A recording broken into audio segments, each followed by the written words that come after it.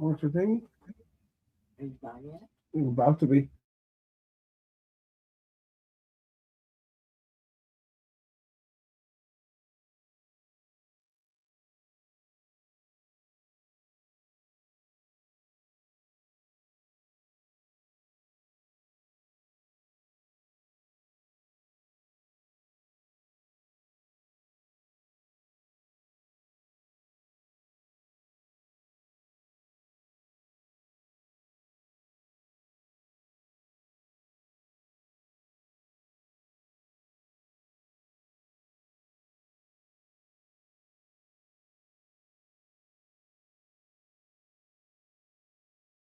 Do you feel like his starting position, because, you know, he's been playing a lot with the ones, he's seen some action with the twos, but with that being said, the fact that he's not available, is his starting position on the line? Like, do you think there's a possibility where he could maybe lose that to someone like Caleb Rogers? Either of you can take Yes.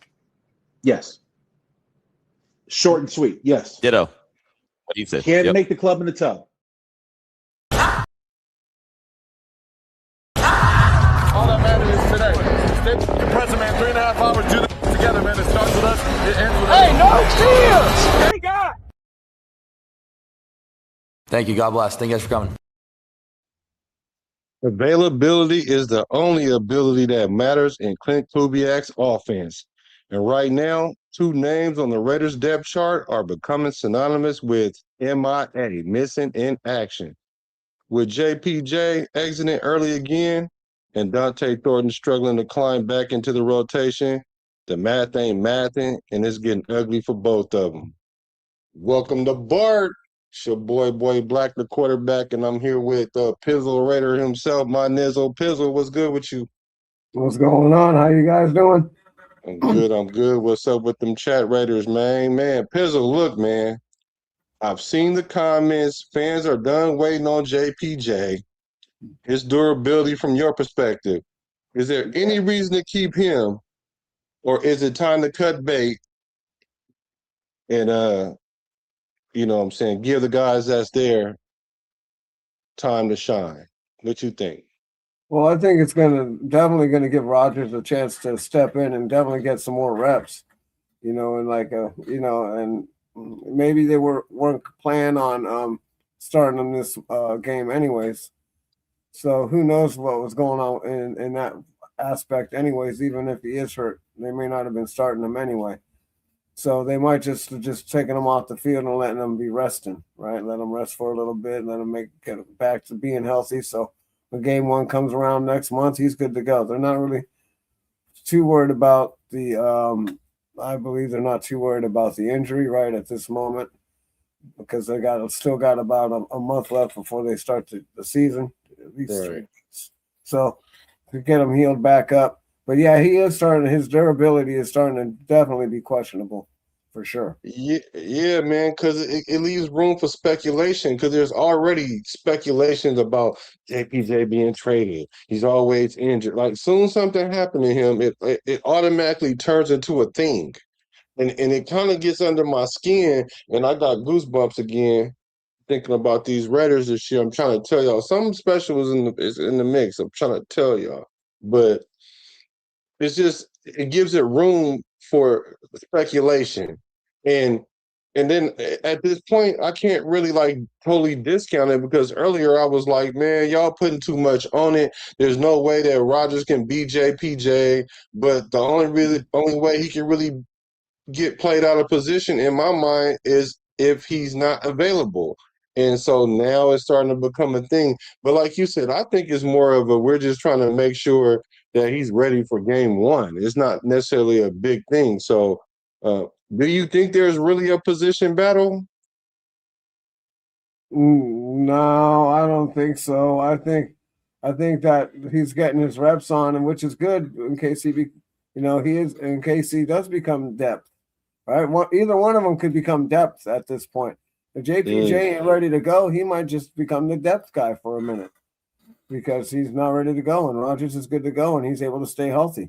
So maybe, at a certain point, you're going to have to ride with who's healthy.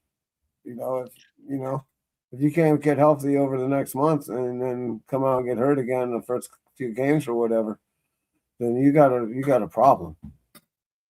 Man, what do you guys think, chat? What's up with the chat redders, man? I appreciate y'all that hacked in early.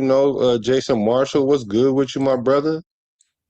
Jack Gustav, I call you Jack Gustav, but I'm gonna tell y'all one day what his name is. It's really funny though once you put it all together. And Justice for 12, what's up with my brother and Raider 24 Nation 81, two of my favorite numbers. I don't know if you guys saw my community post. 81 was my first football number. Tim Brown, my favorite player. I have a picture of me and Tim Brown on there. And then 24 when I played corner, that was my number playing corner. So those two are my favorite numbers, and 2 is my other favorite number. So that I played with. So shout out to y'all for hacking in early. Make sure y'all hit that like button for your boys so we can get back into the algorithm, because we starting to get back into the algorithm, dog. We starting to get back into the algorithm, dog. So all the people that was talking about my low numbers and all that other stuff, I told y'all once they recalibrate it, it's gonna be on and popping. So now what we need to do is get Pizzle page on and popping. So make sure y'all go over there and hack in with his page too. But so as you guys saw earlier, Q Myers and Lincoln Kennedy and Chantel, who I love their podcast, and I do respect what they say a lot. Not everything, but a lot of the times. And so they were saying, essentially, hey, it's up for grabs at this point. I don't believe that it's up for grabs at this point. And we're talking about JPJ being injured.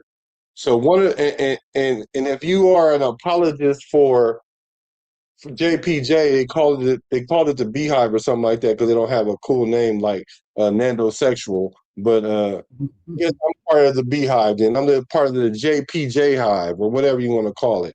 Because I think really high of this kid. I think he's just trying so hard to prove himself, and I don't think that there's a position battle here. And so the stat was thrown out that JPJ was played 23 out of 34 games, out of his 34 games. So let me put that in perspective though, because they were talking about coming out of the tunnel with JPJ, Colton Miller, and Max Crosby, which is fitting for those guys because they're like the leaders of the team. So guess how many games Max Crosby played in the last 34 games? Take a guess. Chat, take a guess. Also, take a guess with Colton Miller too. The last 34 games, how many games they've actually played? How many games would you say that Colton Miller played in the last 34 games? I'd probably say maybe 21, maybe 22. Excellent guess. Right off the top of my head, something like that. 21 games. Mind you, JPJ 23. So let's say the Max Crosby. How many games you think he played in the last 34 games? I think he played like 24, 25, something like that. Okay, that's not good. So he played 27. So JPJ is in the middle of that.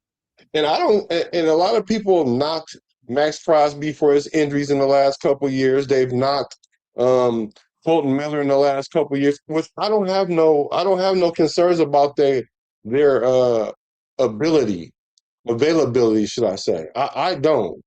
Especially Max Crosby, because Max Crosby, they shut him down at the end of the year. He would have played through those injuries. Colton Miller probably would have played more games, but he only had a high ankle sprain. There was no need to bring him back. JP a little bit more because he got concussion issues or whatever. He got injured in the red zone. We don't even know if it was a concussion.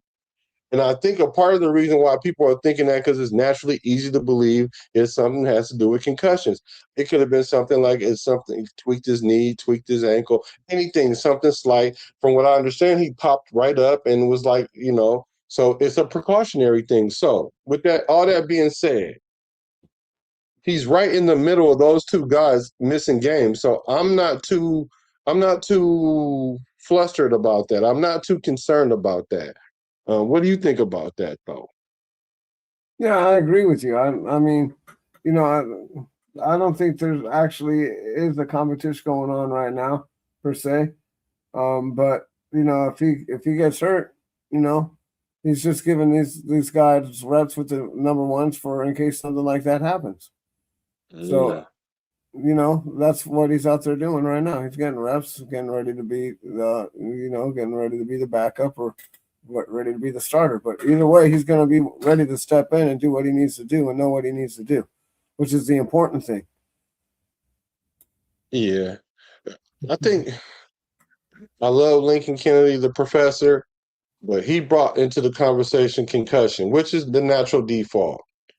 And I don't like to speculate that. I just don't. It could be. I don't know. He It could might be know a something. I don't know. protocol. They could have just said, all right, let's go see what happened. Let's go make sure you're all right and put you on your protocol. Facts. You know what I mean? Yeah. Let's just go just to make sure you're all right, yada yada yada. And they're not gonna go out and release anything until, especially if nothing happened to them, because they just took a precaution. And Yes. and that's what they're supposed to do. They're supposed to side on the side of error, right? That's what they say. Error to the side of caution or whatever, caution side, caution the error, error, something like that. Yeah. Yeah, y'all better leave JPJ alone. Y'all gonna make me bring out the mini bat. I'm gonna have to y'all here messing with JPJ, man. Cause look, I don't think it's a competition because Caleb Rogers is trending. Don't get me wrong, he's trending. He was trending since the off season. So my thing is this: he's not better than JPJ. The only thing that can stop JPJ is him being healthy enough to play. If let's say if a starter like Cousin Kurt, if he was to get injured, knock on wood if you with me, because I don't want that to happen. But if he was to get injured and some other quarterback comes in, when he's no longer injured, he's coming back in. Same thing with JPJ. Like you said, if JPJ not ready at the beginning of the year and Rodgers goes in and plays, I think he's just placeholding for JPJ. And if it becomes an issue again, then you might have to really consider, JPJ, it is what it is. But I just don't feel like, he's been with the ones all off season. Like, they know what they have in JPJ, and they just need him to make it to the starting gate. Yeah, we just need you to get over there. It's like it's like a lame cow, and we just need you to stand for a minute, and then we can slaughter you for 1 second. We'll come over with the forklift and prop you up and shit, and then pull away, and if you can stand for a second, all right, we're good to go. Let's bring him in now. Woo. J-Roll, what's good with my brother, and what's good with my brother and J-Roll? Let's see. Oh, Raider A straight. Welcome back. Yep. See, we getting back in the algorithm, bro. We getting back. The people starting to find us. I'm loving it. So look, let me ask you guys about this O-line. What is our identity of this O-line without JPJ? Because it usually starts with the center. If you can punk the center, then the whole line is the center. You can't punk the center in Linderbaum, but he's a quiet guy like Colton Miller. Our two anchors are they're quiet type guys. But we need that. We're gonna punch you in the mouth. You ain't gonna punk us person on that O line. That's where JPJ comes in. So without him, what would our identity be in your opinion? Yeah, it'd be hard to say what it would be. But either way, like you said, you're not punking the center, so that's the most important part of the whole thing. But you want to be able to come in and pancake some people, because with those three right there in a row, that's going to be that's a lot of beef.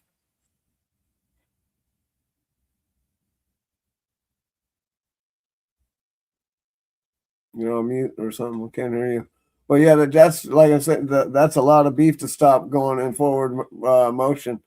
So you got to just hope for the best. But as far as identity goes, I think that he'd be able to step in and do a pretty decent job. Yeah, Mom Duke said call. You know what's funny? She don't call me all day, but when she called me, I'll be streaming. Oh, it's all good. I was able to pick up where I left off for a minute. Yeah, I appreciate that, bro. You did do that. Woo. So, you're right. They're not going to punk our O-line, but then we still need somebody that's going to punch you in the mouth, though. Because Yeah. just like when Max did what he did with Kirk Cousins, right? JPJ was there, right? He was the one that was like, let's, you know, he might not want to necessarily fight, but he was there to protect the quarterback because he did take his helmet off, which ain't the smartest thing to do, but he, whatever. Yeah, But it you're should not have been supposed to do DJ that. Glaze. Glaze is the one that gave up the sack, like so to speak. So without him, I don't know what it would be like without JPJ. We need that dog in there. So Yep. we need somebody that's gonna fight like that, and we need somebody. We need that time for the O line to gel too. How much time do you think it need? Excuse me. It takes for an O line to gel.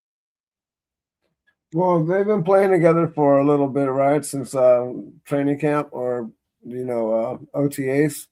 All right, so they've been together for a little bit, which is a good thing, but they're still it's probably going to take another. Honestly, it used to take years back in the day. These guys Yeah. used to stay together for like a decade or even longer. But nowadays, it's coaching and the players are a little bit more athletic and a little bit smarter than those guys were. Yeah. And in all fairness, so there are a lot is and it's not football back then was a lot more straightforward. Yeah. Yeah. So No, you're right. I'm thinking it's going to take probably about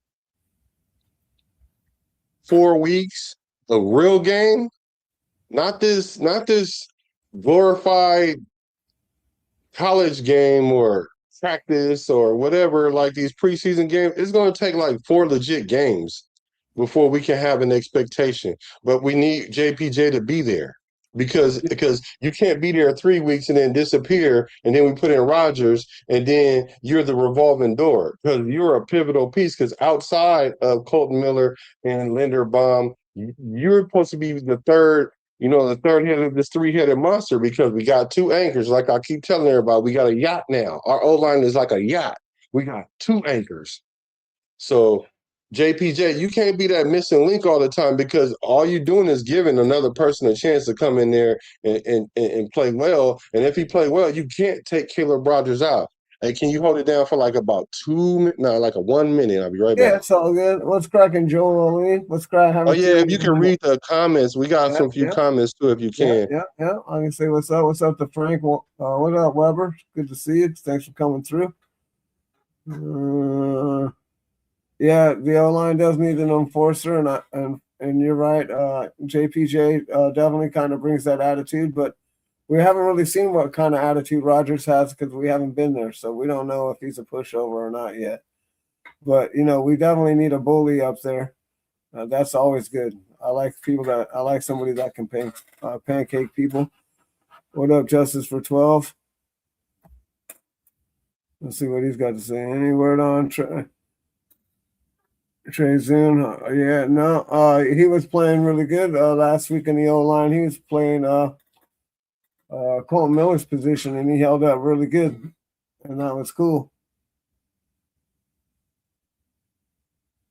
No, I'm not starting Mendoza over Cousins yet, man. Not yet, Joel Lee. Maybe I don't know. Maybe sometime this year. Maybe around Thanksgiving. For me, it's going to be Cousins' job to lose. Like if he goes out and does really crappy or whatever, then yeah, we'll probably see Mendoza around Thanksgiving.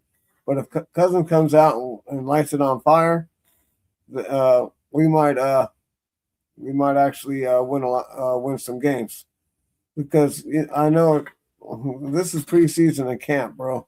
You can't really put too much on it. You're just looking at talent. These guys are out there for one drive. Like Cousins is only going to be out there for one drive, if he even gets that this week. It might just be Mendoza and AOC, and then my boy Jacob Clark. So we need to see more Clark. We need to see more Clark. We already seen what AOC can do last week. I don't know what comments you read, but here, let me grab a couple. He said it's hard to say. Maybe if Rodgers is good enough, JPJ move the left guard and Burford ride the pine. Yeah, you know what? That's interesting. That's an interesting point, Webb, as you always eloquently do.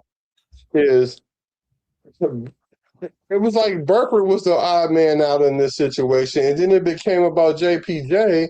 And I'm like, wait a minute, what made me think Burford is the one that's going to stay in that position? Now, when I did see him at the presser, he looked the part, but I'm like, well, you got to play the part, and I'm like, you're not better than JPJ. Like, you almost have no competition over there. Like, I'm confused. So I'm with you.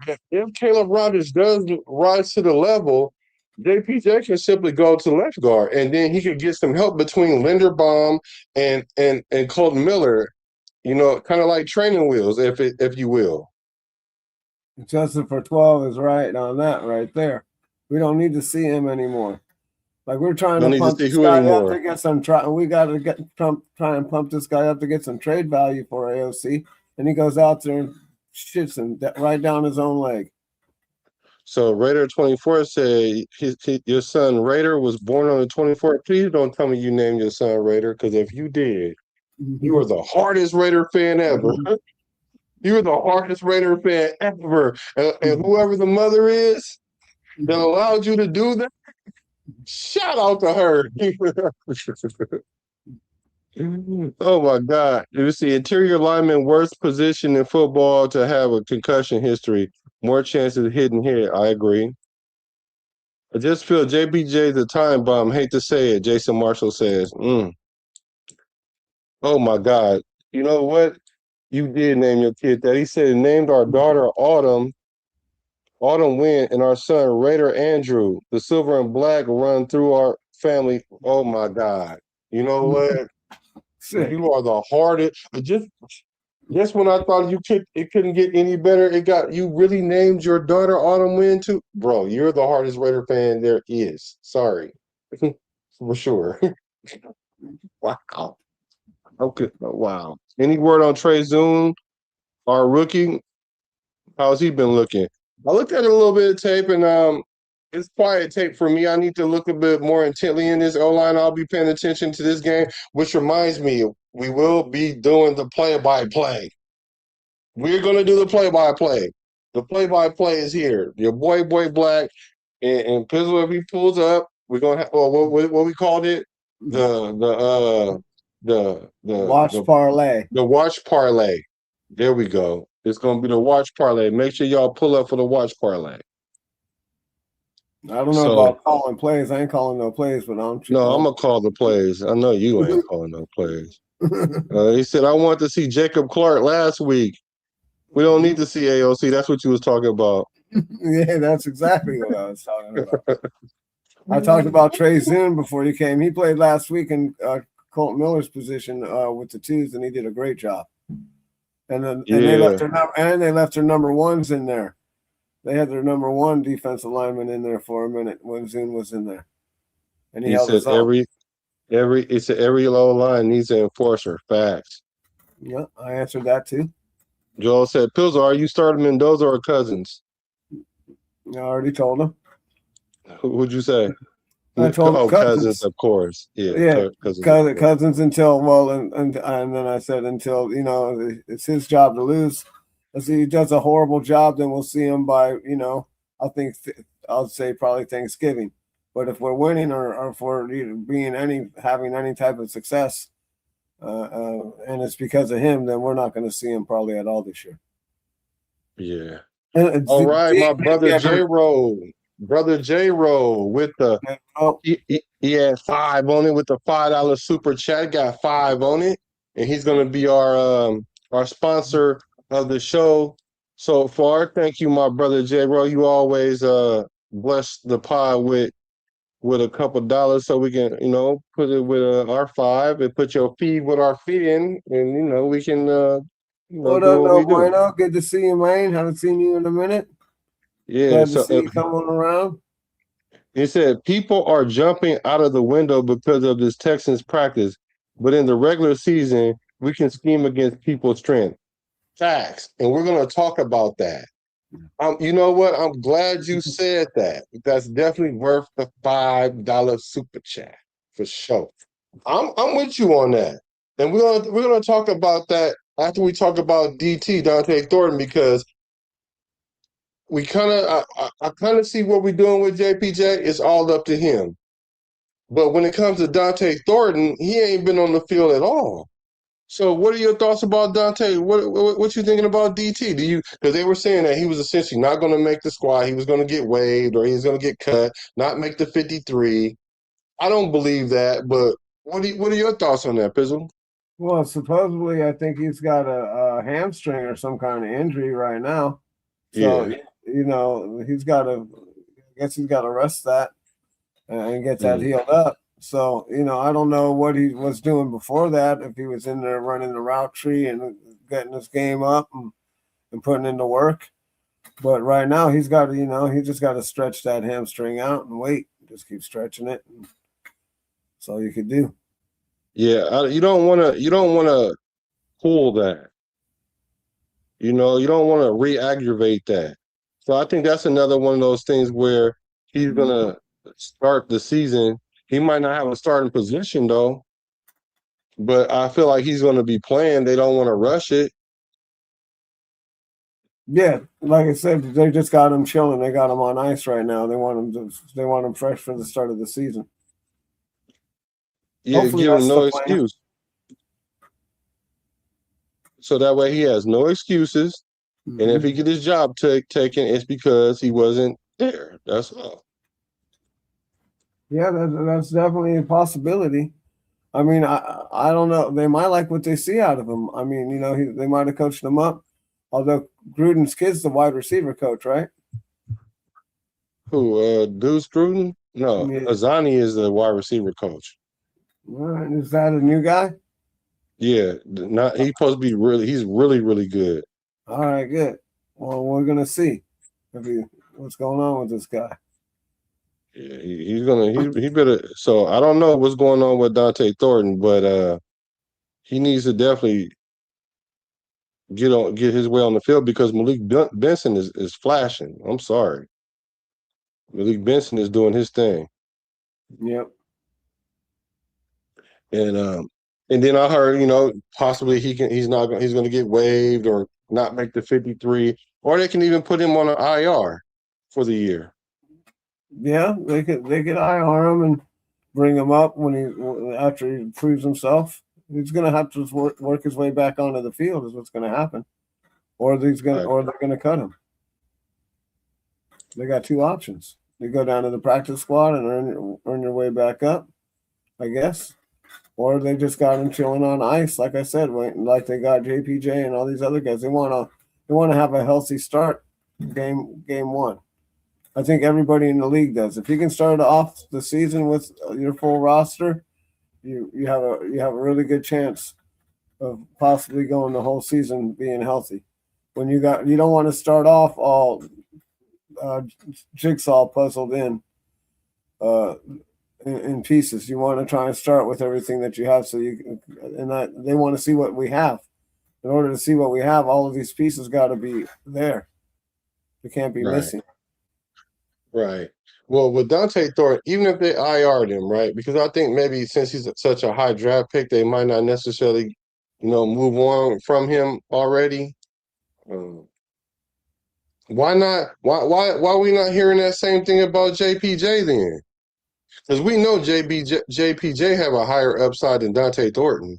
So I'm like, why wouldn't we use that same excuse for JPJ? See, that's what made me think that there are certain players on this team they don't want to see succeed because they want to see another player in that position. Like Kirk Cousins is one of them. I think people don't want to see Kirk Cousins succeed because they want to see Fernando play. I think JPJ is a player that I think Colton Miller is a player that they don't want. They're injured or they're this or they're that. So that way you can see Trey Zoom. So you can see Grant. Like, I'm not getting it. So Donté, my jury is still out on him. I don't think they'll get rid of him. I do think he needs to find his way on the field because he's really playing himself out of position because Malik Benson is out there doing this thing and he can do more things than Donté Thornton. That's not good for Thornton. No, that's not good for Thornton at all. It's not good for Thornton. So let's talk about. Let me see. Let's talk about the Texans practice yesterday, and I'm gonna read some of these comments. What were your overarching thoughts about the Texans practice yesterday? Well, The joint practice. I expected it to be a tough day. I don't know Mhm. anybody who didn't expect it to be a tough day. We kind of went over this the other day. I don't know, maybe we were on the phone or whatever. Maybe we were doing a live, but they got a good defense, like 2, 3, maybe even 1. They're definitely in the top. They're definitely in the top 5 as far as defense. They were in the top 1 or 2 last year, so they had a really good defense. So, yeah, I expected them to get a little roughed up. I expected them to go out there and get some interceptions and do what they do. That's what they do. I mean, they get paid money too. And Yeah, they've they been do. together, and they've been together longer, so they're more in sync. It's just they got that old Niners defensive coordinator as their head coach. He brought that Robert Saleh defense over there, and he's doing a great job as far as defense goes. They're sick. Now the Yeah. offense, I don't know. I can't say too much about the offense, but the defense looks really good. Well, I'm not surprised that they got 2 pick sixes or whatever. They're just trying to see what they can get away with on Thursday night. Right now, that's what they're doing.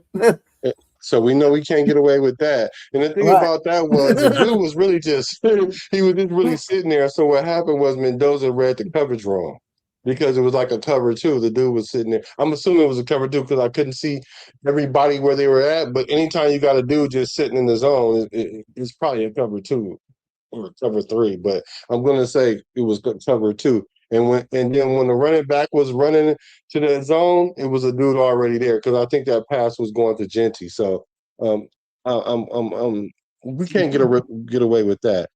I thought I see a comment on here that says your son Raider is in the hospital having seizures and things like that. 2-4 Nation. Prayers out to him and your family for Yeah, sure. definitely, man. Prayers.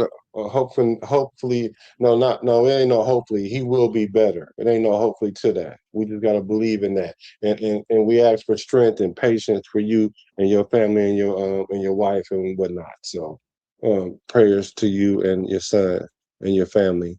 I also see somebody here I haven't seen in here before. Is look like it's Village or I don't. I'm not. I'm probably saying that wrong. But what's good with you?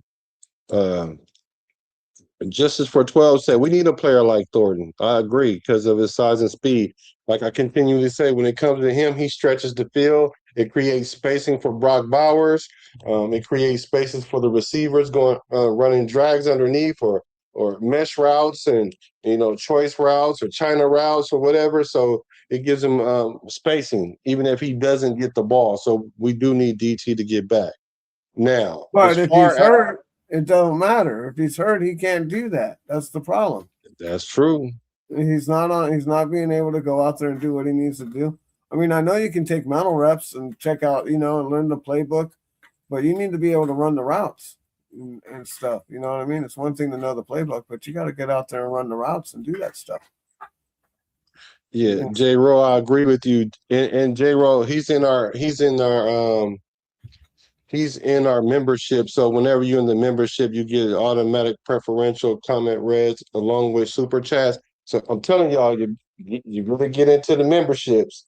The membership's starting to crank up. I'm trying to do some live streams with it. We got a few people in the membership. I'm trying to do some live streams there where we can do some real talking about some real things that we can't talk about on YouTube so much. And I'm talking about even as far as football and things about it's just kicking it. You know what I'm saying? So consider joining the membership. But my thoughts about that is, yes, I think Kubiak will disguise some of our deficiencies because that's what he's good at, and exploiting other teams' deficiencies. So I think when the real games come about, that's what's going to happen. Now, for me, the joint practice is just that, a practice.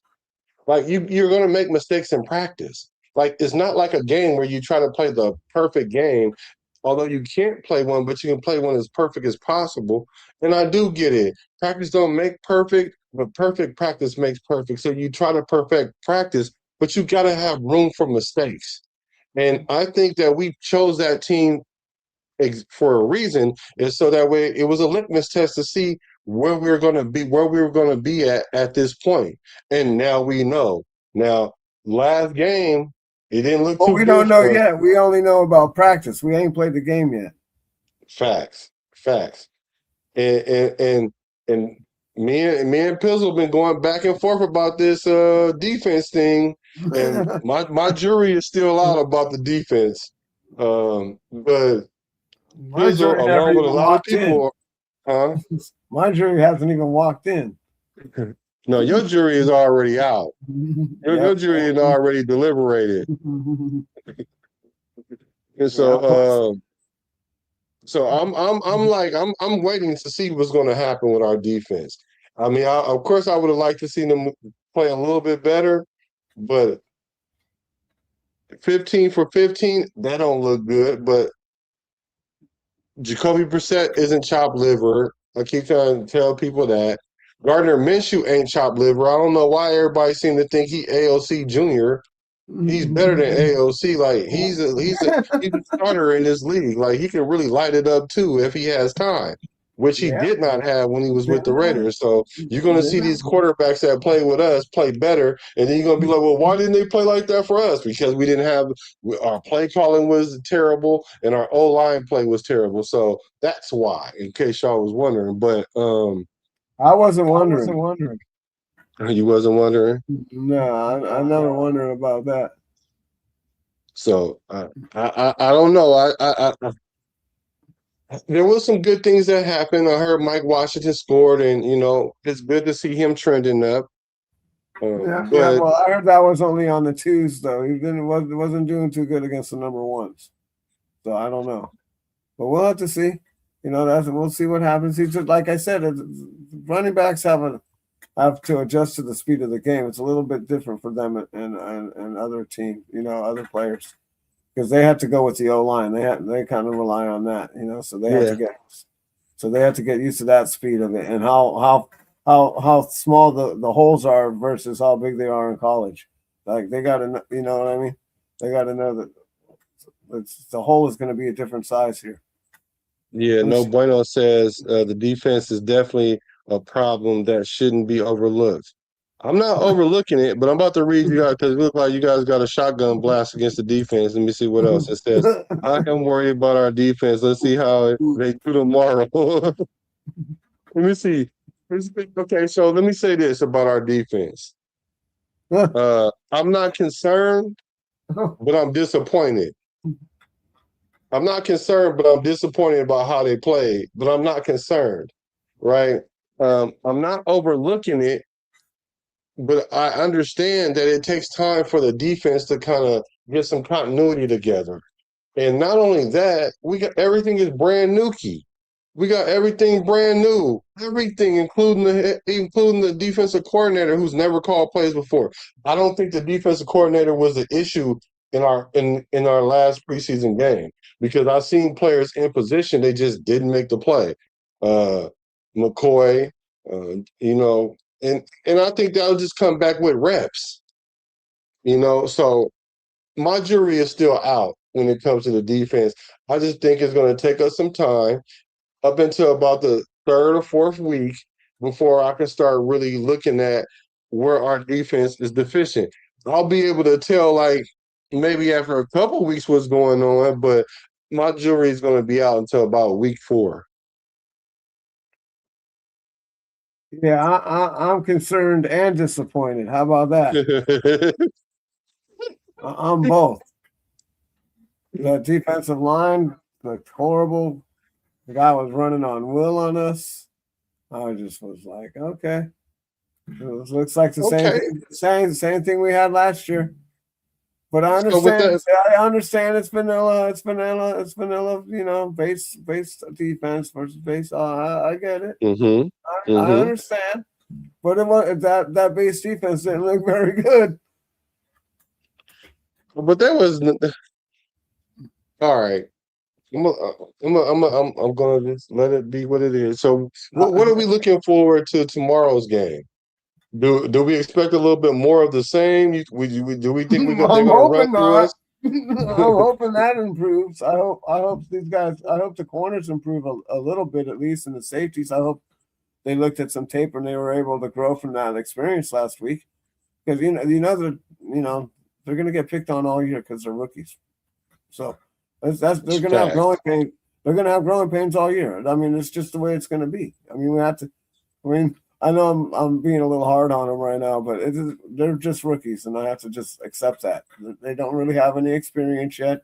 That's why they were able to extend the arm on them last week and score touchdowns and have their way with McCoy last week because he's not used to that kind of manhandling yet.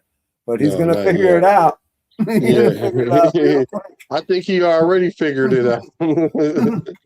So, you ain't lying. So, but, no, go ahead. No, go ahead. No, one thing that I know a lot of people are interested in seeing is Mendoza. They want to see Mendoza. He got a lot of times with the ones yesterday, and I think we're going to see a lot of him in this preseason game, which I think is nothing more than get him reps. Because Kirk Cousins know what it is. He don't need these reps at this point.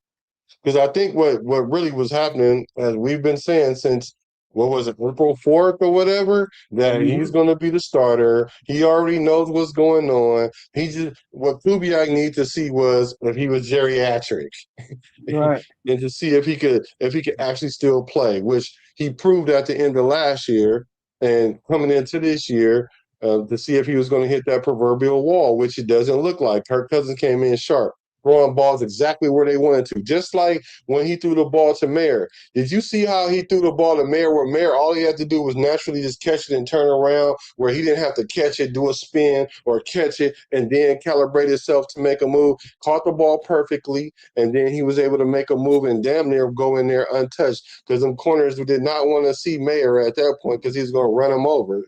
So they made a business decision. Speaking of business decision, make sure y'all hit the subscribe button, because tomorrow we're going to do the play-by-play, and we're going to have the watch parlay tomorrow. So make sure y'all hit the subscribe button. It's the red, you feel me, right underneath the screen.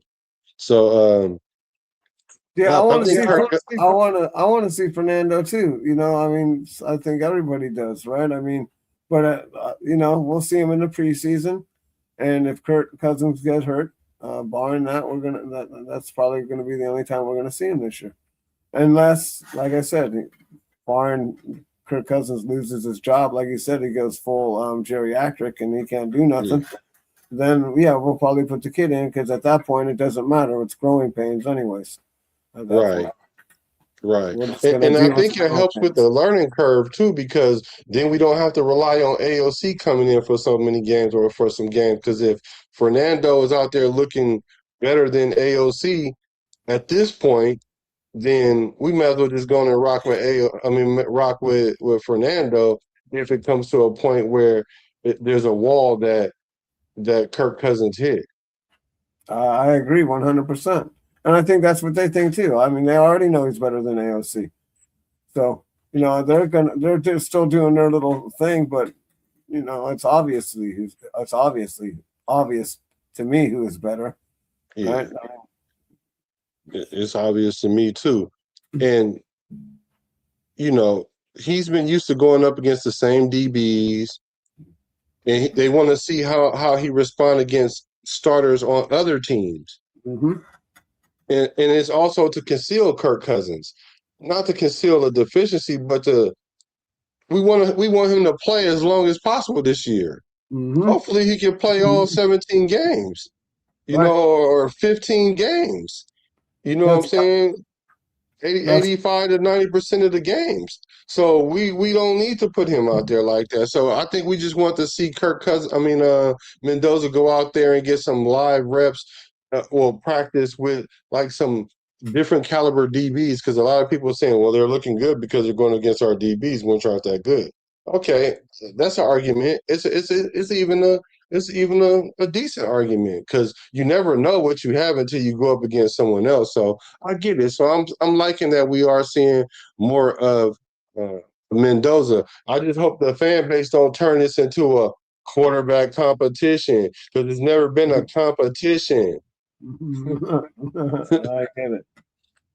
I like the way that we've seen Mendoza have snaps under the center. Another thing that I've been saying since about May, that he's only had like 5 snaps in the last 3 seasons. That's like 0.2%. He still needs to be able to get his footwork together, which he's looking better. Like, he's looking cool. He ain't looking perfect, but he's looking cool, because he's still bumping into the running back sometimes. I mean, that could turn into a fumble. And sometimes he might fumble a snap a little bit. It's not too much, So I'm glad to see him starting to get his footwork and all that together. The beautiful thing about him not having so many snaps is he doesn't have a lot of bad habits to break. I'm seeing a lot of good habits out of him, like when he gets the ball, how he bends down, like he's getting ready to hand off the ball, and he does that every time, and then he puts his hands here every time. I like that, because now the defense can't use that as a key or a tail, and they also have to wait that millisecond to see, is he really still holding the ball? And as long as he keeps doing that over and over, it's gonna work into his advantage. No different than when Peyton Manning used to sit out there and put his hand out there like this, make it look like a run all the time, and then take it back at the last minute. You got to respect it. So it's not a lot of bad habits for him to break, but he is developing good habits. So I am very optimistic about what I'm seeing from him under center. Now, this Houston defense, they gave up 27 points last week. So why isn't there a big to-do about the defense last week? I mean, I get that their defense is elite in all world. But when it came to the preseason game, they gave up 27 points against the Chargers. So with that being said, all I'm saying is this: I don't expect them to go in there and beat our, DeMeco Ryan. That's the name of the head coach. Yeah, DeMeco Ryan. I'm not expecting them to shut us out. I'm not expecting them to beat our head in, little boy Rico. I'm expecting us to go out there and execute, and we need to put up some points. We don't need to put up 27 points, but we need to show that we do have some moxie. I agree. And I'm not saying we can't score on these guys or not. I'm just saying that they have a good team. And they weren't running anything special last week or nothing. They're just doing, they're seeing what they have. They're running their talent just like we are. They're not trying. Listen, someone's going to win the game. Now, whether or not who's really putting in effort to win the game is another thing, right? Everyone wants to try and win, but we're all trying to. It all comes down to real like talent. Let's see how our guys are playing and reacting in certain situations, because that's what they want to get them in game time situations or game time reps, right? Because that's how you get rid of the nerves and all the stuff and all the oopsie daisies, Right. stepping on somebody's foot or somebody's foot stepping on you fumbling the ball away. No one cares if you fumble in preseason. Just don't do it in the regular season. For real. Like that's what the practice is for, is to see what you can do and what you can't do. So for me, watching them, get a couple of pick sixes yesterday and all that, that's just education. They're going to go look at the film. They're going to say, yeah, you can't do that. You got to pay attention to where that guy is. Right. You better know where that number is at all times. Yeah. You got to. Yeah. They're tricky. I think we should allow for growing pains when it comes to this defense. Even our team in general, but especially this defense, I think we need to allow for growing pains. And for me, those growing pains is like 8 games. I think that's probably too much for a lot of people. I said about by week 4, I can kind of tell what we're on. But I think we need about 8 weeks of growing pains before we can start being hypercritical of our defense. That's just me, because I know some people are already putting, and I'm not saying you are, Pizzle, but they're putting Coach Robbie on the hot seat after one preseason game. I'm like, oh, here we go. Here we go with the PTSD, the post traumatic Super Bowl deficiency. As soon as something happened, everything hurts. Everything is anxiety. Everything is hit the panic button. And I'm like, come on, man, we gotta give our coach a chance. We gotta give our new players a chance. We gotta give our young players a chance to figure out who they are in this league. Because, like you said, D'Amico Ryans, they defense is already running. Like they can turn it on when week one happened. They don't have to look like that in the preseason. They'll turn it on week one. Yeah, exactly. They got what it takes to go of the distance. Yeah, they got what it takes. So all these people that's out there saying they're giving the Raiders 3 to 5 wins, I got a list of y'all. I got 2 of y'all on my list now. I know it's more than y'all, but when you start saying it multiple times, you're going on the list. Your expectation is 3 to 5 wins, and I'm not feeling that. Because that tells me that you don't have no confidence in what's going on right now. And y'all, and not only that, y'all content creators. So y'all out here gassing these fans up, saying whatever y'all want to say during the week, but really don't even have confidence in the team like how you acting.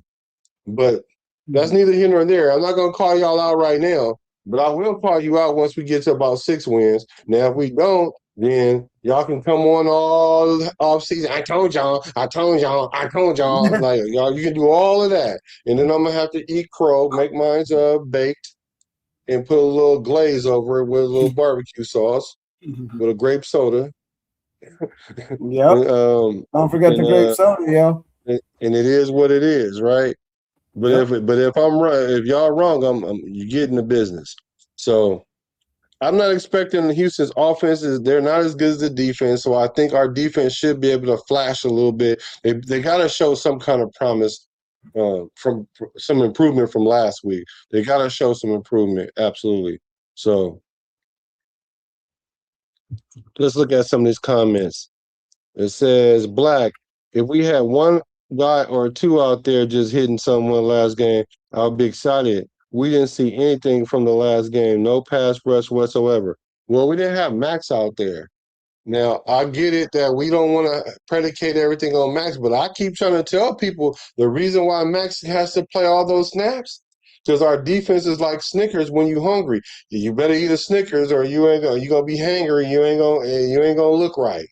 The defense ain't gonna look right. Now, had we not had Max come back, I'd have been like, yeah, we'd be lucky if we win 4 games for sure. I would be like 3 to 5 games that we didn't have Max, like for sure. Max keeps our defense in the middle of the pack, no matter who they put around him. Although they haven't put the right pieces around him, so I just think that with Max out there, we're a different defense, especially during a regular game, and he's playing all game long, because the other players realize they have to step up when Max out there giving so much. Y'all gotta give a little too. Let me see. We haven't seen nobody on defense, especially a rookie flash yet. Agreed. Here you go. Here's a question for you. What exactly are you guys We've seen looking? Crawford. We've seen Crawford. He got a sack last week. Didn't Crawford get a sack last week? Did he get a sack? Did he get a sack? I think mental reps. Did he get mental a reps. sack? I think mental No, reps. seeing Sloan, he got a sack. I know. I know. Seeing Sloan got one, and he undrafted. He's an undrafted. He's an undrafted free agent. Or undrafted. Yeah. So Sloan looks really good. Actually, he's putting up some real good. I'm actually excited to see that guy play. But I think even mental reps got a sack last week. Well, that'd be good. Zero said, what exactly are you guys looking for in the preseason? Personally, I want to see some fundamentals. Can we block, tackle, control the huddle? Yeah, I want to see us tackle. Because that's what our issue is tackling. And like Pizzle said, we got to stop the run. because it didn't matter was it Love or that other dude that came in. They both had the same amount of yards and the same amount of carries, so it didn't change because it was Love. Because I still tried to say Pizzle. The reason why they look like that because Love was in there doing it, and then I looked at the stats and I was like, oh, they both had the same yards, like plus or minus 1 yard, and I think one more carry than the other, so we couldn't stop the run, basically. So we got to stop the run, even in these little practice games or what preseason games. We can't be out there giving up 100 yards rushing in any form fashion. No, because In no way. if you're not willing to tackle in preseason, you're not willing to tackle in real time. That's how I look at that. I True. can't trust in you to make the tackle in real time if you can't do it in preseason. J4, is this Malcolm Kuntz contract year? Yes, it is. It is his contract year. This is his second prove it deal. It was his contract year last year. And they gave him $12 million. And I think this year they gave him a little less, like it was like 11. But he just made more money than I think he made more money than who's the dude that Chason? Chason? Yeah, Chason. Yeah, he made more money than him, and we should have kept him. So this is a prove-it year for him. So Kuntz got to get out there and make some stuff happen. Let's see. Yep, ain't no better than see a team being down in preseason than poo-poo the bed when the season starts. Yeah, that happens. We don't want that to happen. Yeah, we don't want to go 4-0 in the preseason and go 0-17. Right. No, absolutely. We don't want to do that. No, we don't want that to happen. So we just want. I just want to see effort. I want to see. I want to see what the guys that are trying to come in, the rookies, are doing. I know last week looked rough, and that's just how it's going to be for rookies. Like Black said earlier, made a great point. There's going to be a learning curve in this. I don't know if it's going to be 8 weeks. I was thinking maybe 6. So that's for me. Yeah, that's just for me. Yeah, but 6 is fair. But yeah, I think between 6 weeks for the offensive line and the defense, right around that time, is the November and December, because it's not. That's when you need to start winning, is November, December. Don't get me wrong; it's great to win in September and October, but this ain't a sprint. This is a marathon, and you don't really need to win in September and October, although it helps. But winning in November and December, that's when the winning needs to be winning. No, that's imperative. You got to win in those months in order to make the playoffs, or even to show that you're a strong team. Yep. Yeah, and like JD said, Jason first downs, like he said, he want to see some attitude. Just go out there and hit somebody. Go out there and impose your will. Just go out there and put your staple on the game. And I agree with that. I agree with that. That's why I'm the way I am about JPJ. I'm like, well, JPJ, we need you on this team because you bring that attitude. But you got to be able to play, bro. You got to be able to play. You have to.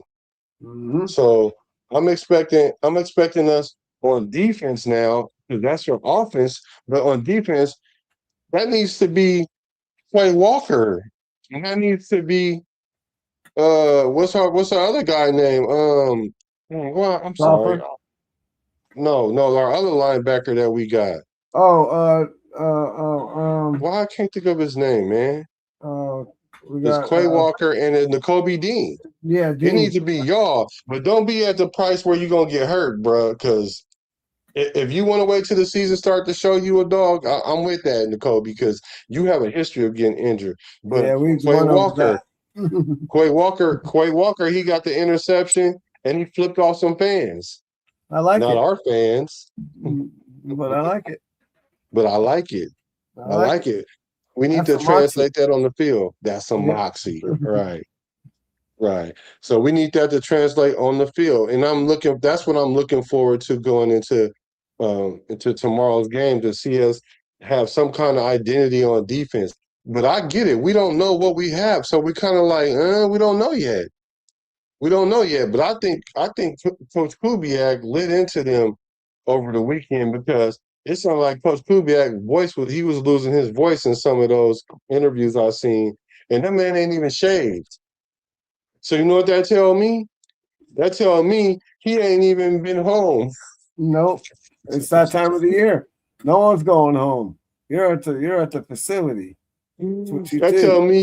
That tell me he is pissed. That's what I'm saying. I'm not feeling us losing 10 games because he is not gonna have that. That man literally looked like he needed to shave 3 days ago. Like he never went home. That's what it looked like. And I'm here for that. He definitely probably didn't go home. He's wondering what went wrong. How did all of that happen? Right. That's just the beginning. This ain't even the real season yet. But this is his first head coaching job, so it's a little different for him now. Before it was, he's an offensive coordinator. He go in and take a look at the offense and see what he would have. Now he's got to go in and look at the offense and the defense. He's got to go in there, see what's going on, particularly with the defense. The offense ran all right. I want to see more red zone. I'm happy about us scoring touchdowns in the red zone. I want to see more of that. Let's see that. Woo. Right. That's what I've been wanting to see that for over 20 years. It's been that long. Yeah. I'm expecting to have no remnants of last year on offense, defense, special teams, none of that. Because if I'm picking tri-tip, I don't want to go in the kitchen and smell chicken. I don't. So I don't want to smell no chicken, no barbecue chicken, no barbecue chicken alert, no fried chicken, none of that. I'm expecting to smell tri-tip. So that's what I don't want to see no remnants of what we had going on last year. So that's what I'm expecting out of this team. And I'm expecting Jack Bech to keep trending. Mm-hmm. I'm expecting him to keep. I don't think that was like a one-hit wonder because I saw him doing that, and I'm mad that I didn't go do the film and video, but that was because the algorithm was tripping about Jack Bech playing the way he was last year. Because the same thing with Mike Washington Jr., bad intentions. People were saying he can't run inside. All he does is run the outside zone scheme. And I was like, I don't know I didn't watch the boy play in college like that, but I started looking at him once we drafted him, and I saw him running inside the tackles. And I made a whole video of him running inside of the tackles, nothing but that. So I was like, well, I don't know what y'all see, but I see he can run inside the tackles. So what did he do? First preseason game. He showed patience, the patience people said he didn't have. He let all them blocks develop. Taylor Rogers pancaked the fool. Connor Hayward went in there and slapped somebody. Jay Bech went in over there and moved the crowd with somebody. And even with all them 3 perfect blocks, along with the other blocks too on the online, he showed exceptional patience. Shook a dude in the hole, stiff arm another one, and hit that gas in GO. That's what I'm expecting to see. I'm expecting to see things like that. Team. We're playing as a team because last year we didn't play as a team because they just turned around, gave the ball to Asher Genty and said, run. And he took a hit, and then he had to shake off somebody and then get what he could. I'm expecting us to see us play like a team. I'm expecting the Jay Bech to keep trending up. You ain't got to be perfect, but you got to keep that standard that you've been keeping, and so people can stop saying he's not getting separation because he got separation last game. Mm-hmm. I seen him get separation last game, and I seen him to do the thing that. What'd you say? Seen him with my own eyes. Yeah, I seen it with my own eyes. So that's what I'm expecting out of the game tomorrow. Anything that you expecting tomorrow, my brother? Yeah, I'm just expecting to hopefully come out and do some, dominate in the run game. We didn't really run the ball that much last week, and I wanted to see us run the ball a little bit more. I mean, I want to see us go down and score some touchdowns too, but I also want to see us. I mean, I guess we're gonna have to wait until the regular season starts to get a big, real dose of what the run game is going to look like because They're not going to go out there and, run the ball like they want to run the ball in the regular season or whatever. I get it, but, but yeah, I'd like to see him run the ball a little more, and I definitely like to see him stop the run a little bit better. And a little bit better on the corner action. I'd like to maybe see a turnover or two, maybe. I'd like to see him maybe force the issue. Yeah. Yeah, it would be nice to see a turnover. Let me see. Raider Age Straight says, I'm looking forward to just being able to stop another team from going to the playoffs again. Well, I think we're gonna play spoiler to a lot of teams this year, actually. Frank Webb said, I think we pretty much tossed out the funky leftovers during the offseason. Jay Forrest says, Zach Bech can be a potential monster in the making. Hey. Yep. Yeah, I'm gonna have to agree with you on that one. I mean, he just gotta keep trending up.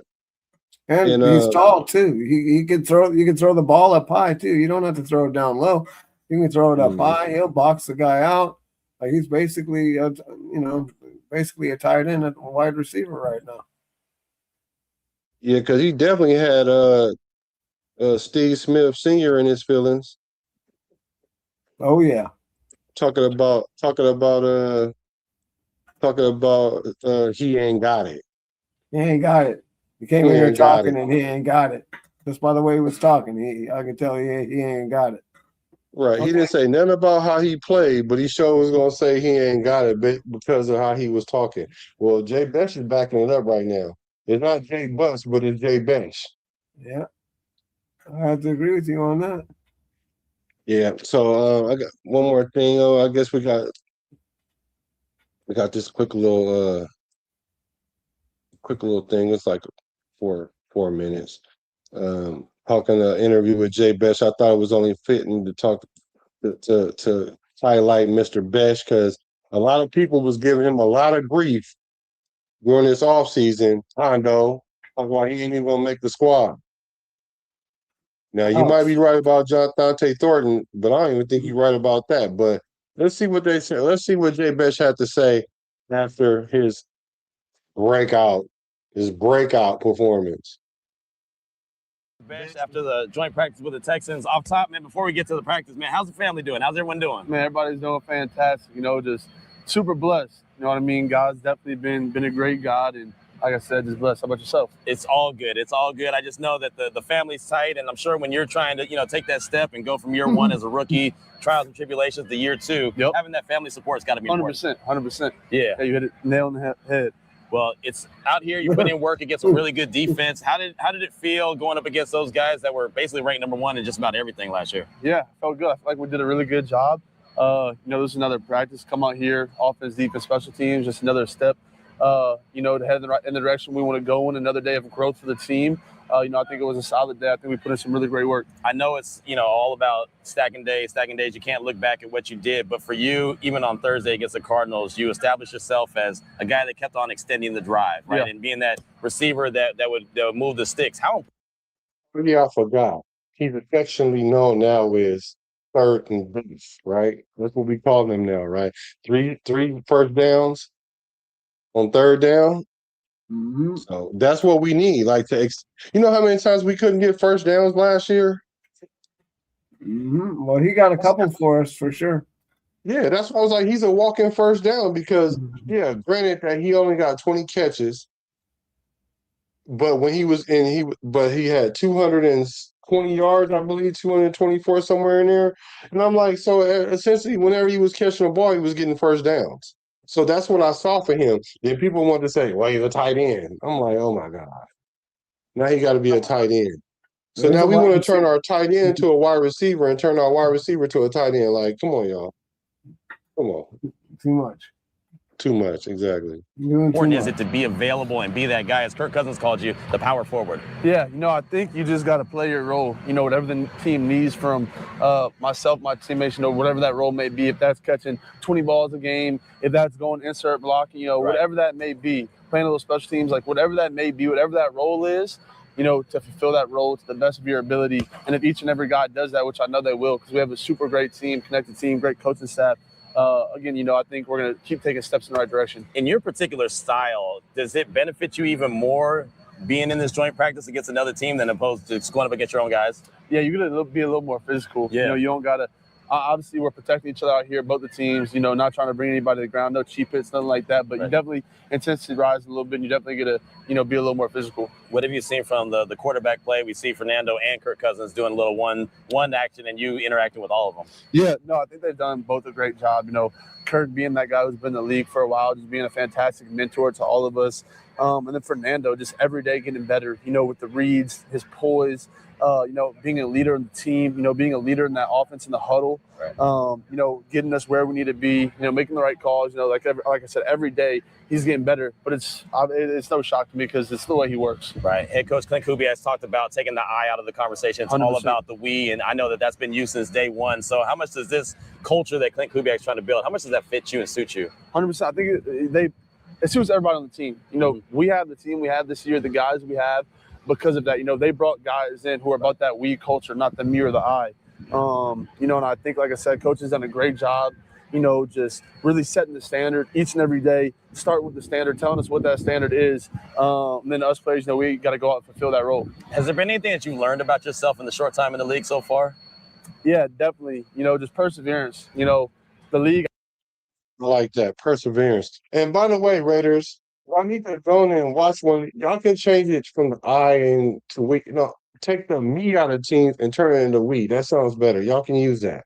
Take the me and turn it into we. Y'all can use that. Now, the thing that he said is perseverance. Blocking out the noise. I think JPJ needs to do that, and I think he's starting to do that, other than he needs to be healthy. Perseverance. I'm loving to hear that from him because he's not listening to the noise. And I think that's probably why Steve Smith Sr. got in his feelings a little bit, or whatever you want to call it, because Bech wasn't trying to hear that, because he probably was trying to little boy him, and he wasn't having it. I mean, because look how he's standing. He's standing like an alpha. You know what I'm saying? Like, he has the ultimate confidence in himself. And I really like that about Bech.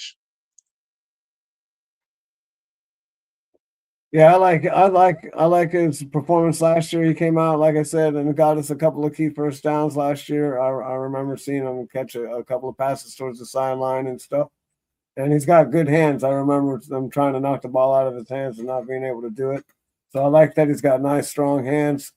And I think that he's and he's expanding his route tree. Like I said, he's not a burner. That's why we got Thornton, and and everybody else.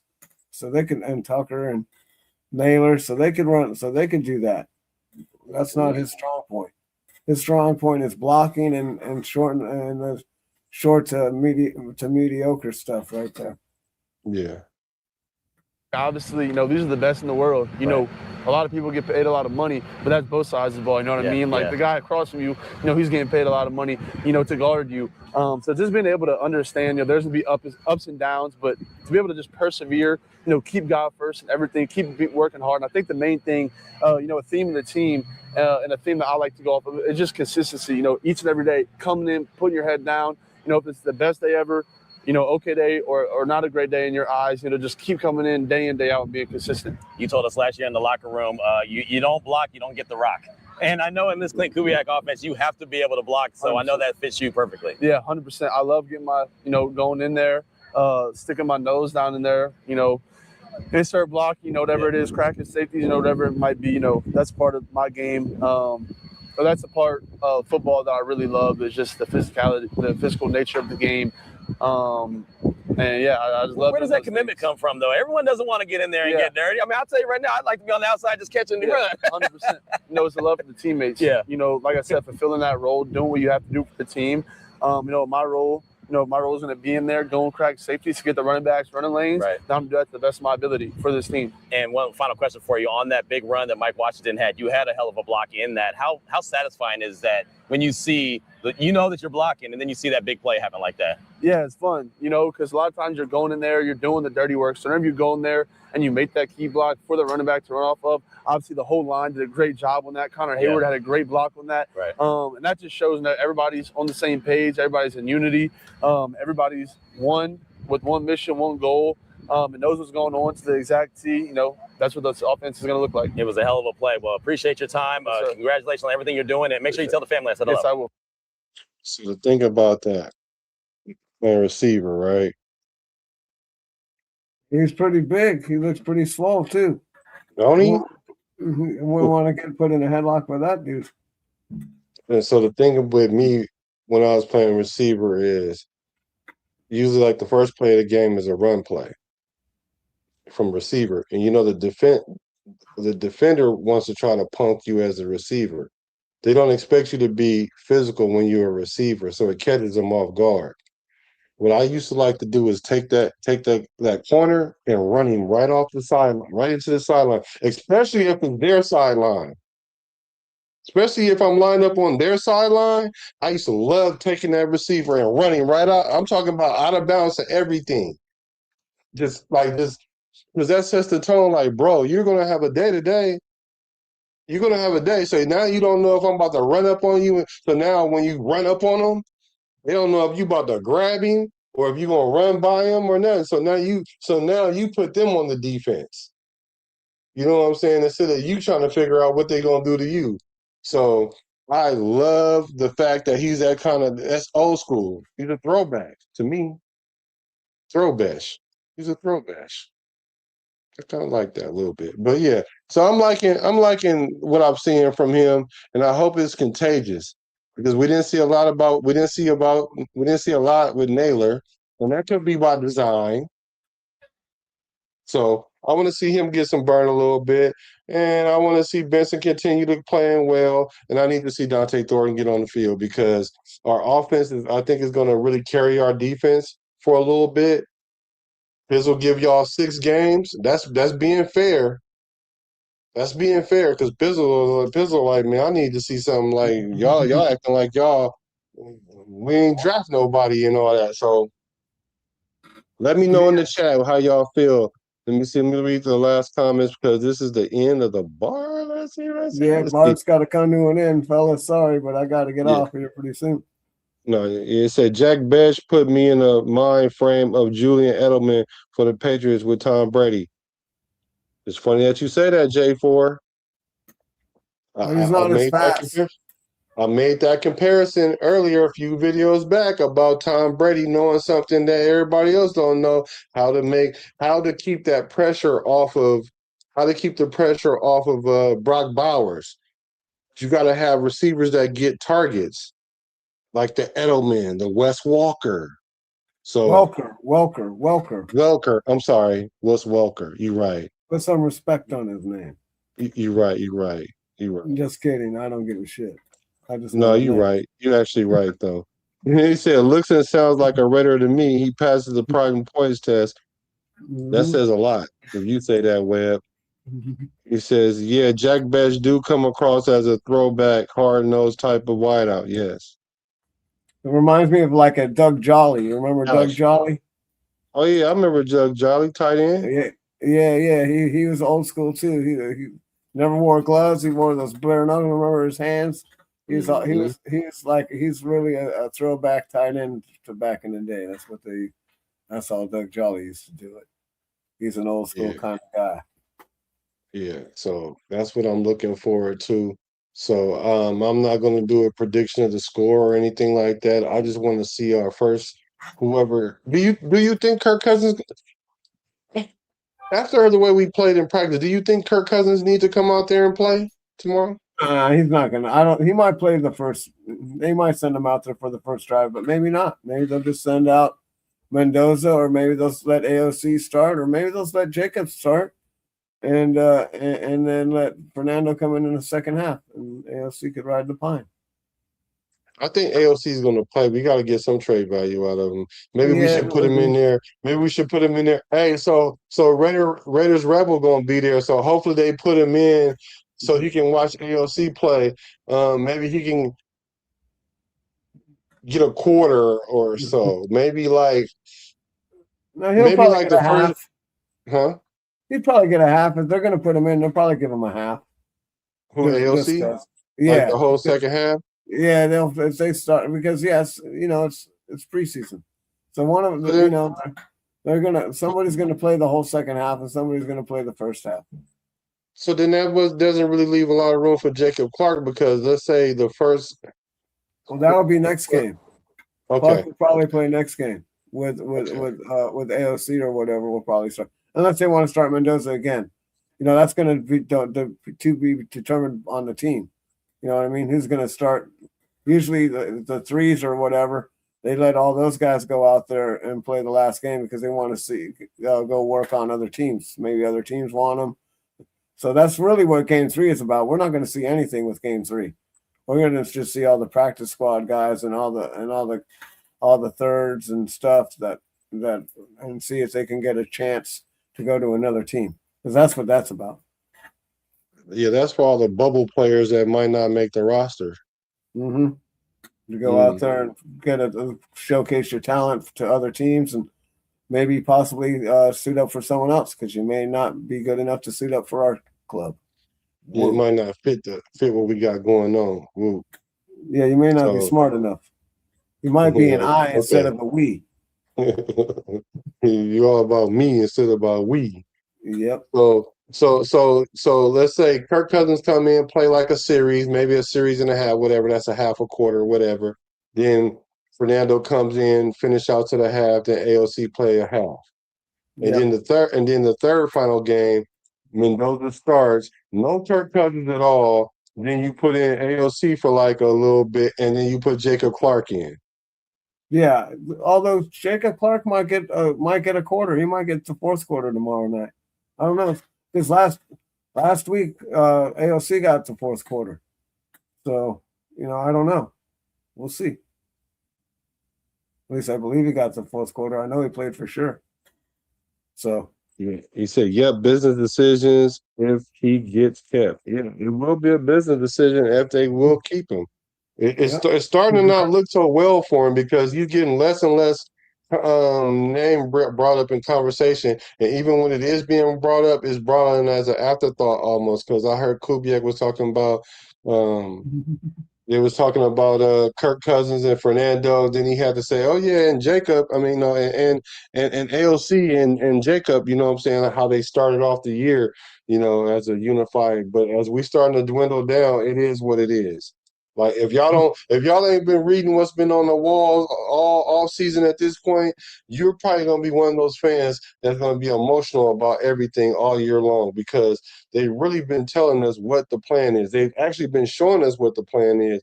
I ain't have to be Negro Damas to figure it out. Calm down. Calm down. My bad. You're gonna get us flagged or something. Right. It said no major injuries is what's considered a victory in preseason. True that. Yeah.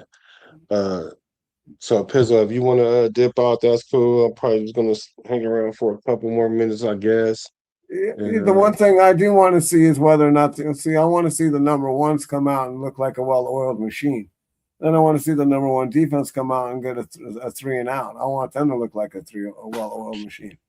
Or that's who needs to play for a minute. Is that I think that first team defense needs to stay out there for like a half because one thing I did see Powers-Johnson out there getting schemed in preseason. I don't like that because that one touchdown that the dude was running the back pylon behind Powers-Johnson, they was doing that all last year on like he was playing safety.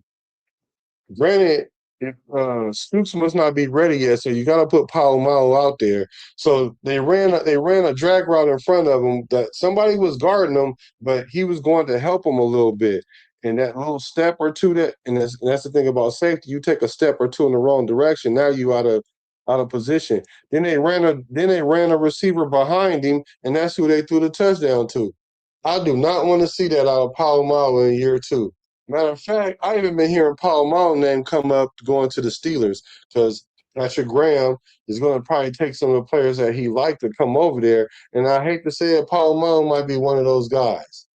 And I really like Powers-Johnson, but he might be one of the ones that might not make it. And I hate to say it.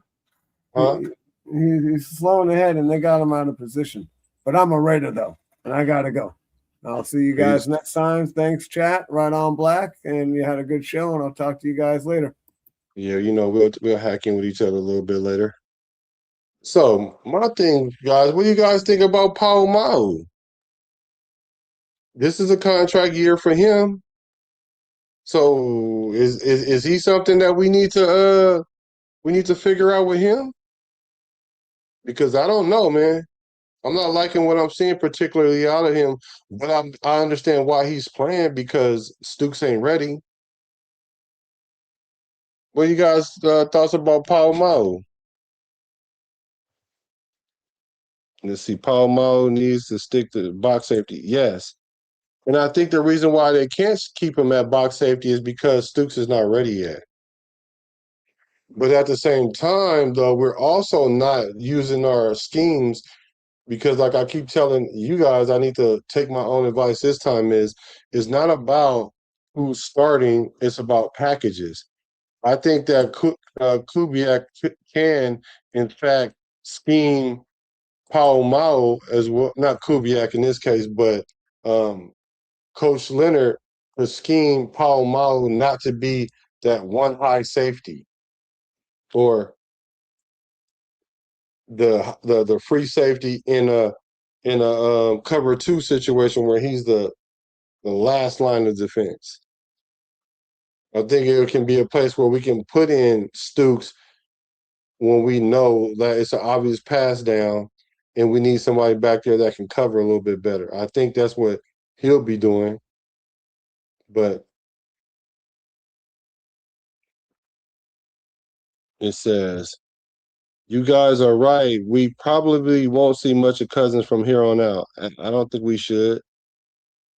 What do you guys think about Hemby? What about Hemby, y'all? He said Aiden looked like crap last game. Yeah. Yeah, unfortunately he did. Unfortunately he did. I haven't seen much progression with him over the last season. I see him dwindling down. Went from being a 5-5 player starting his rookie year, then going 2-5, and then starting no games because he was injured. Now you almost rock bottom. Like, what are you have to show yourself this year. It's a contract year for you. I don't know. It's not that I don't like Aiden. It's just that what are we getting from him? I've seen what I need to see from him. I've seen he's played a third of his career on the bench, a third of his career as a backup, and a third of his career as a starter. What more do we need to see to make an evaluation? Hold on, y'all. Can y'all tell me what do y'all need to see?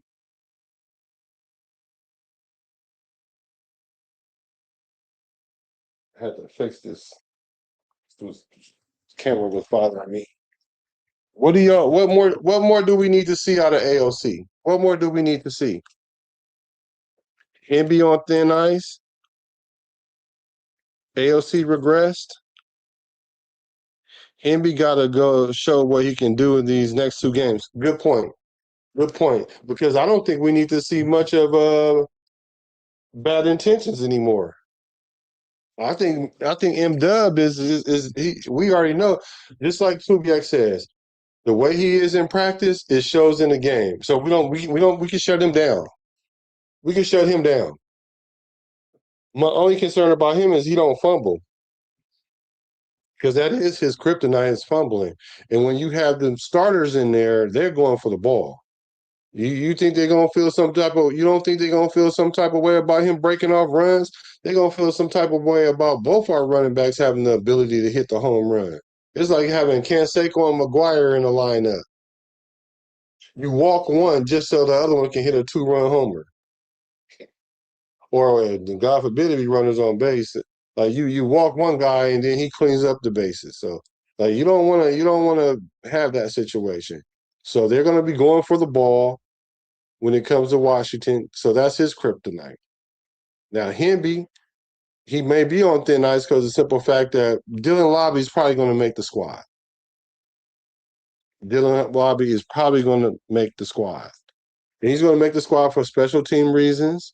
He's going to make the squad because he's a good locker room guy, obviously. Same reason why so many people love AOC. AOC's a good locker room guy. He's a good vet. He's a good pro. You can never have too many of those in your locker room. So they have some affinity for Lobby. Lobby got a carry last week. So I'm needing to see more from him and more from Hemby. I do like Hemby because Hemby can run in between the tackles. I don't want to run Genty through the tackles all the time, although he can. I don't even want to run Mike Washington Jr. in the tackles all the time. But we got to keep the defense honest by doing that.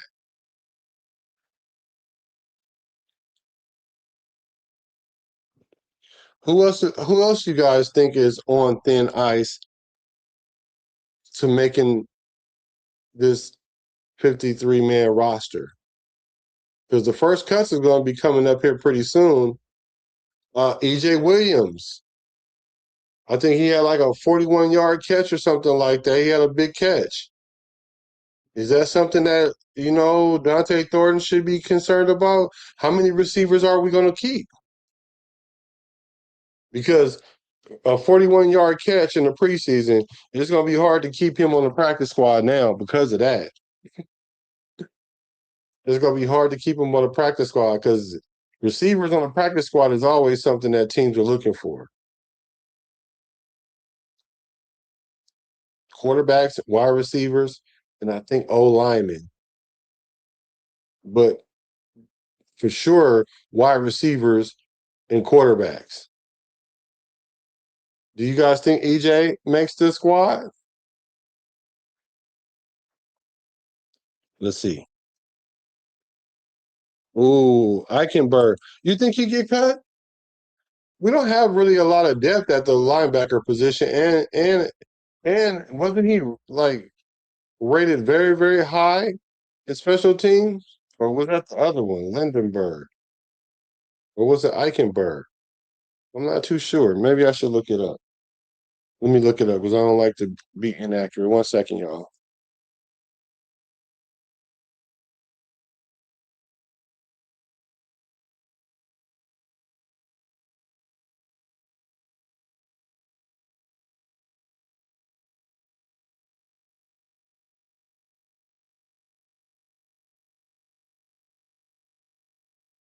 Okay, so Eichenberg was the standout on special teams. I think he'll make the team simply because of that. I think Eichenberg will simply make the team because of special teams. And plus, we're thin at the linebacker core. So, how many wide receivers you guys think we're going to keep? It says, Frank Webb says 3 running backs will probably be a third down. He said 3 running backs will probably be a third down type back that contributes to special teams, like you say. Yeah.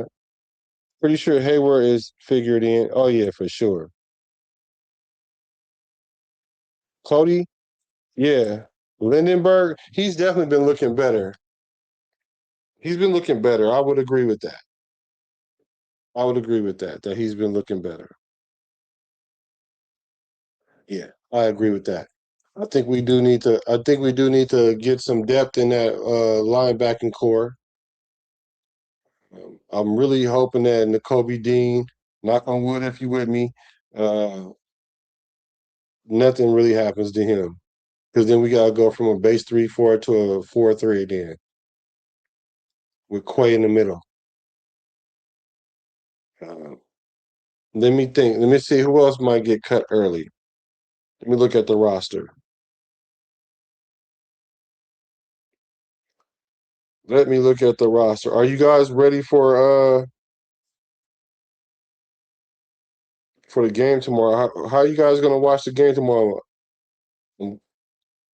Play by play. I don't know if you guys ever seen me do a play by play, but I like play by play. I used to do all the teams. I used to do a play by play for the Warriors, hockey with my boy Josh and tennis. But I just been focusing on the Raiders since the offseason. So let's take a look at this roster real quick. Let's look at the Raiders roster. Okay, so Thomas Booker the fourth. Does he make the roster? Yes. Bowers, yes. Noah Brown, camp body. Noah Brown, wide receiver that we brought in. I think he got like 4 touchdowns his whole career. Camp body.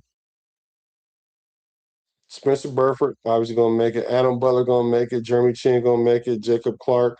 Jacob Clark probably gonna make the practice squad. Brandon Cleveland. What do you guys think about Brandon Cleveland? We haven't heard 0 to nothing about him.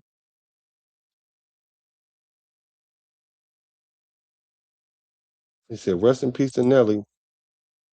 Oh, Nelly.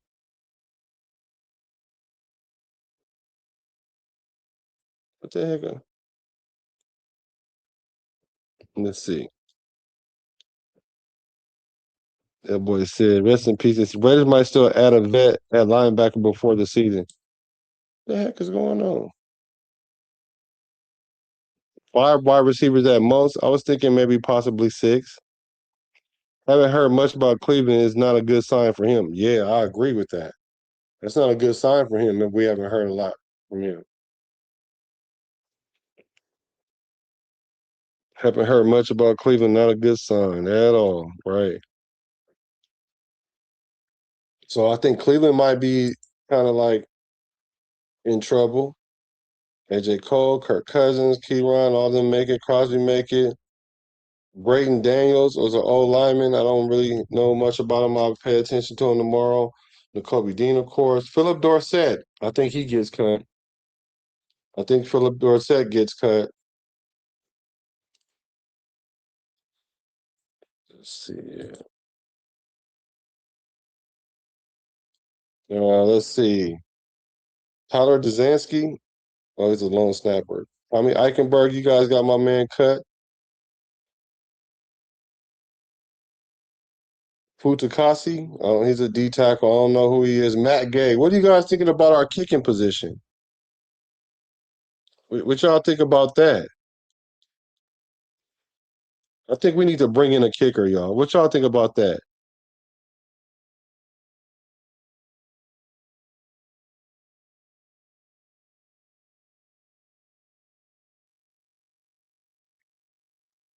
Let's see. Charles Grant. I think Charles Grant is playing good. I like Charles Grant. Oh my gosh. We just go. Oh y'all. Let me see what I can do. Let's see if we can fix this. There we go. There we go. There we go. There we go. All right.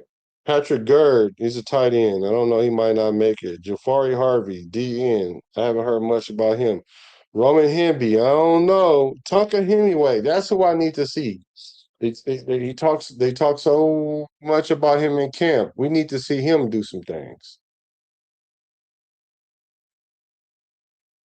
Shedrick Jackson. What do you guys think about Shedrick?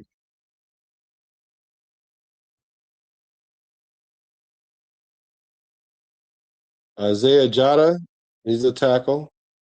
Dalton Johnson, y'all better keep your eye on him. Buddy Johnson, he's a linebacker. Haven't heard much of him. Patrick Johnson, DN, haven't heard much of him. Teron Johnson, he played good. Taryn played well. He did give up that pass interference, but he was in there. He was making tackles and everything, so it was good to see him. Get that man his money, man. What y'all waiting on? Get that man his money. Malcolm Kuntz, Devin Lafayette. What do you guys think about Shedrick, though? Let me see what you guys are saying. I usually catch the preseason game on the radio, but if you're up, I will tune in for a while. Yeah. I'll have some audio. I'll do play-by-play with the audio. Yes, bring back Carlson. Yeah, at least. Yeah. I don't think they will, but I wouldn't be mad at them if they did. I wouldn't be mad if they did. So I'm trying not to think about kicking. Udakasi? Fadaka. Fadatuku. I got to get his name right, especially if he make the team at tackle. Shedrick hopes he gets on the team. He's always right there on the bubble, too. Yeah, he said I like Jackson, but it's a crowded room. I agree. Jonah Lalu, Dylan Lobby, Lindenbaum, all the Macon. Antonio Mafi played good. He played good. Hezekiah Masses, of course, he's going to make it. I need to see some plays from you. Hansi Masuzawa.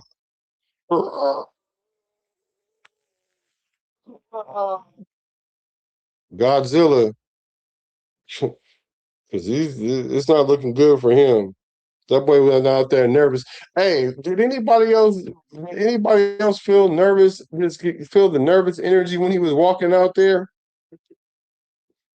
I felt the nervous energy. Like, I was not shocked at all that he missed that 38-yard field goal. Like, he shouldn't have missed the 38-yard field goal. I don't care how much nerves he had, but did anybody else feel that nervous energy when he went out there? Michael Mayer looking good. Tristan McCullum at safety, not hearing much. J Mac. Cameron McGrone at linebacker, haven't heard much. Mendoza. Jordan Meredith. Jordan Meredith, man, keep him from center, though. But the guard position is there's a log jam there. Colton Miller, Missouri, he probably going to get cut, camp body. I don't know. Aiden O'Connell, Caleb Offord. He's a cornerback. They don't know who he is. Dare Ungubawale. He's a running back. I don't know what's up with him. Albert O at tight end. I don't know. Albert O.